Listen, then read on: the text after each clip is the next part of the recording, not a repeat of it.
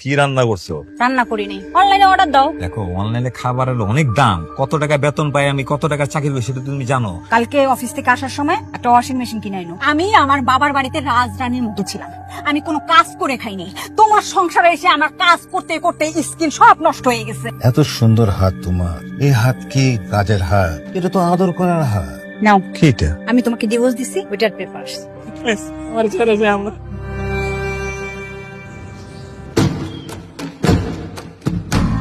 আজকে আমরা দুজনে লং ড্রাইভে যাই, তারপর কোনো একটা রিসোর্টে গিয়ে নাইট স্টে করবো। আমি যখন বিয়ের জন্য চাপ দেই, আমাকে টিস্যুর মতো করে ছুঁড়ে ফেলে দিল। আমি ছোটখাটো একটা চাকরি নিলাম, ছোট্ট একটা টিন সেট বাসা নিচ্ছি। তোমার অবস্থা বলো। আমার অনেকগুলা প্রমোশন হয়েছে, প্রত্যেক রুমে রুমে এসি, ওয়াশিং মেশিন, কাজের বোয়া, কোনো কিছুর অভাব নেই। খালি একটা জিনিসের অভাব, তুমি। প্লিজ তুমি আমাকে ক্ষমা করে দাও।